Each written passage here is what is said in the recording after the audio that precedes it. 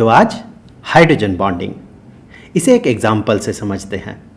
यहाँ पर हमें एक पानी का मॉलिक्यूल दिख रहा है, ये ऑक्सीजन एटम, और ये दो हाइड्रोजन एटम्स के साथ कोवेलेंट बॉन्ड से बॉन्डेड है।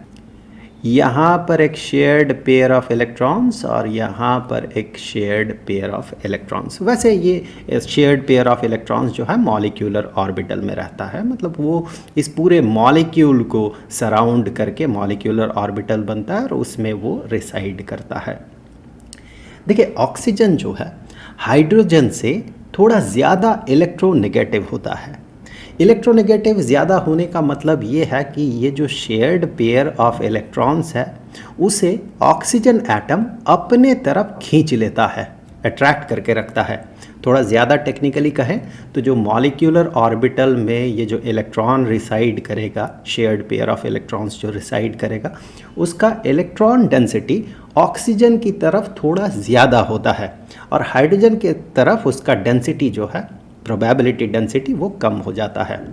अब इलेक्ट्रॉन चूँकि नेगेटिवली चार्ज्ड है, शेयर्ड होने से ये इक्वली डिस्ट्रीब्यूट होना चाहिए था, जबकि ऐसा नहीं हो रहा है। ऑक्सीजन की तरफ नेगेटिवली चार्ज्ड इलेक्ट्रॉन का डेंसिटी ज़्यादा होने के कारण ऑक्सीजन की तरफ थोड़ा सा नेगेटिव चार्ज का इन्फ्लुएंस आ जाता है। थोड़ा सा ये नेगेटिवली चार्ज्ड पार्टिकल या पार्ट जैसा बिहेव करता है। तो इसी चार्ज को हम डेल्टा माइनस से डिनोट करते हैं। इसे पार्शियल नेगेटिव चार्ज कहा जाता है। और हाइड्रोजन से चूँकि इलेक्ट्रॉन का प्रोबेबिलिटी डेंसिटी थोड़ा दूर जाता है, तो यहाँ पर पॉजिटिव चार्ज का इन्फ्लुएंस रहता है। इसे हम डेल्टा प्लस से डिनोट करते हैं। इस एटम में भी वही चीज़ होगा।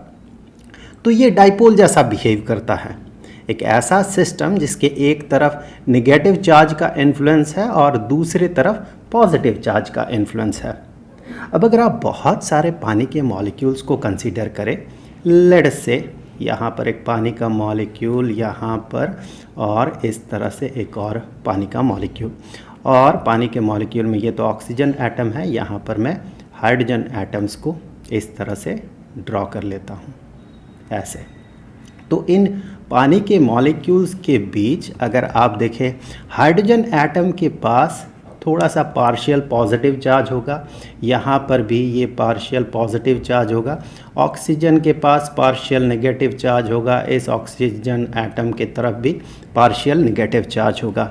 अब यहाँ पर इस हाइड्रोजन एटम और इस ऑक्सीजन एटम के बीच एक फोर्स काम करेगा, इलेक्ट्रोस्टैटिक फोर्स, पॉजिटिव चार्ज और नेगेटिव चार्ज को अट्रैक्ट करेगा। यहाँ पर भी वही चीज़ होगा, पार्शियल पॉजिटिव चार्ज और पार्शियल नेगेटिव चार्ज के बीच एक फोर्स ऑफ अट्रैक्शन काम करेगा, इलेक्ट्रोस्टैटिक फोर्स ऑफ अट्रैक्शन। यहाँ पर ये वाला जो बॉन्ड है, इसी बॉन्ड को हाइड्रोजन बॉन्ड कहा जाता है। देखिए, ये जो है, ये हाइड्रोजन बॉन्ड जो है, ये ना तो कोवेलेंट बॉन्ड है और ना ही ये आयनिक बॉन्ड है, बल्कि ये दूसरा ही एक तरह का बॉन्ड है, कोवेलेंट भी नहीं, आयनिक भी नहीं। इसे हाइड्रोजन बॉन्ड कहा जाता है। ये hydrogen bond obviously covalent bond और आयनिक बॉन्ड से थोड़ा वीक होता है, उतना स्ट्रांग नहीं होता है, लेकिन हाँ, बॉन्ड में कुछ तो स्ट्रेंथ है। इसीलिए जब भाप को, वेपर को ठंडा किया जाता है तो वो लिक्विड बन जाता है। वो जो लिक्विड बनता है पानी, वहाँ पर उसके लिक्विफेक्शन के लिए जो फोर्स काम करता है, वहाँ पर मॉलिक्यूल्स को, पानी के मॉलिक्यूल्स को जो बांधे रखता है, वो यही हाइड्रोजन बॉन्ड है।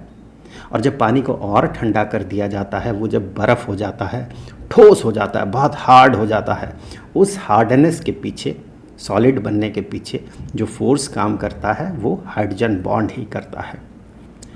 अब ये जो हाइड्रोजन बॉन्ड है, ये हाइड्रोजन के साथ हर तरह के एटम के इंटरेक्शन को नहीं कहा जाता है, बल्कि 3 तरह का इंटरेक्शन हाइड्रोजन बॉन्ड के कैटेगरी में आता है। पहला है, अगर हाइड्रोजन का इंटरेक्शन हो ऑक्सीजन के साथ। ध्यान रखिए, अगर हाइड्रोजन ऑक्सीजन के बीच कोवेलेंट बॉन्ड बन रहा है, जैसे यहाँ पर ये कोवेलेंट बॉन्ड बन रहा है, इसे हाइड्रोजन बॉन्ड नहीं कहा जाता है।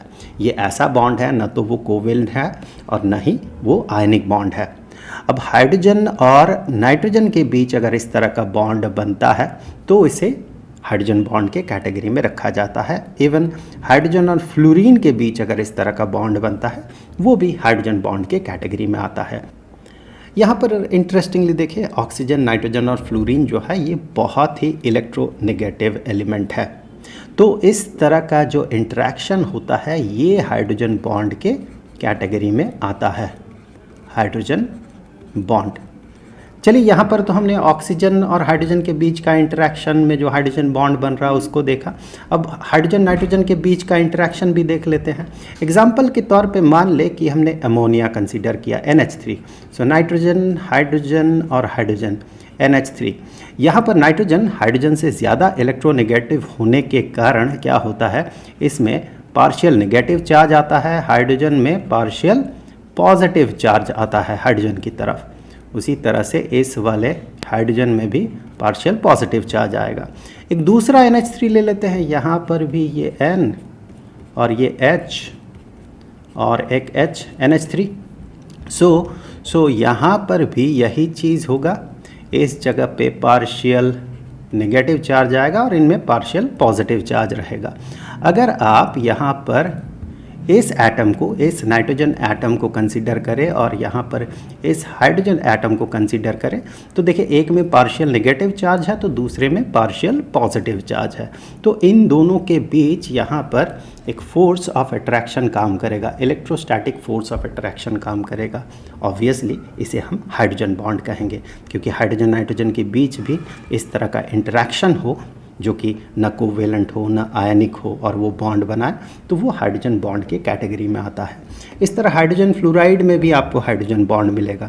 दो हाइड्रोजन फ्लोराइड मॉलिक्यूल के बीच फ्लोरीन की तरफ पार्शियल नेगेटिव चार्ज होगा और हाइड्रोजन की तरफ पार्शियल पॉजिटिव चार्ज होगा, तो दो मॉलिक्यूल में इलेक्ट्रोस्टैटिक अट्रैक्टिव फोर्स काम करेगा, वहाँ पर भी वो हाइड्रोजन बॉन्ड ही होगा। अब देखिए, यहाँ पर हमने जो हाइड्रोजन बॉन्ड का एग्जाम्पल देखा था, यहाँ आप गौर करें, दो अलग अलग मॉलिक्यूल्स के बीच ये बॉन्ड बन रहा है। यहाँ पर ये एक मॉलिक्यूल है, ये दूसरा मॉलिक्यूल है और बीच में ये हाइड्रोजन बॉन्ड बन रहा है। यहाँ पर भी वही चीज़ है, ये एक मॉलिक्यूल है, ये दूसरा मॉलिक्यूल है, इनके बीच हाइड्रोजन बॉन्ड काम कर रहा है। तो इस तरह का जो हाइड्रोजन बॉन्ड होता है, इस तरह के हाइड्रोजन बॉन्ड को इंटर मॉलिक्यूलर हाइड्रोजन बॉन्ड कहा जाता है।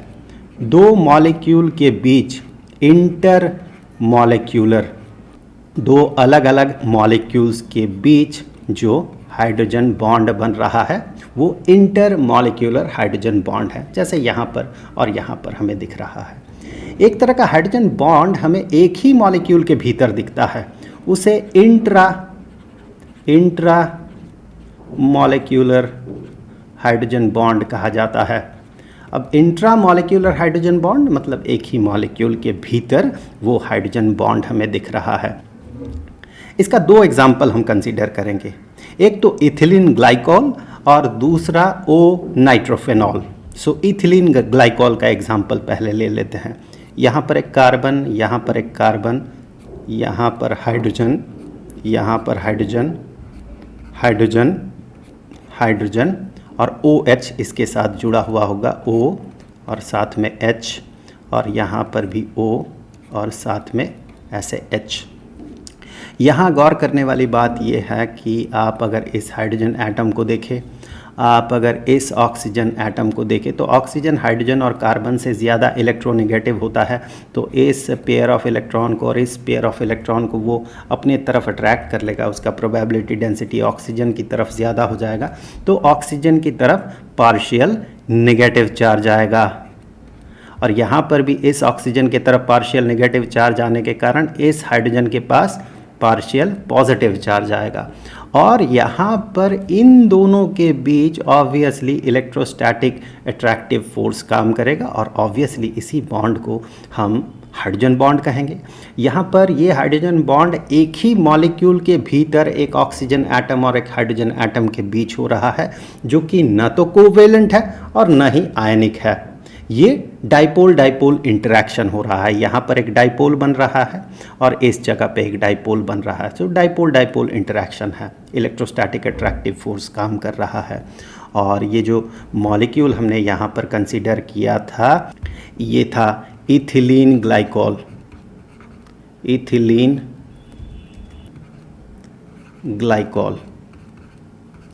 एक और एग्जांपल कंसीडर कर लेते हैं, ओ नाइट्रोफेनॉल। तो यहाँ पर बेंजीन जैसा एक रिंग बनाए ऐसे, और फिर यहाँ से जुड़ा हुआ एक नाइट्रोजन होगा, ऑक्सीजन, और यहाँ पर एक ऑक्सीजन, और यहाँ पर एक ऑक्सीजन, हाइड्रोजन।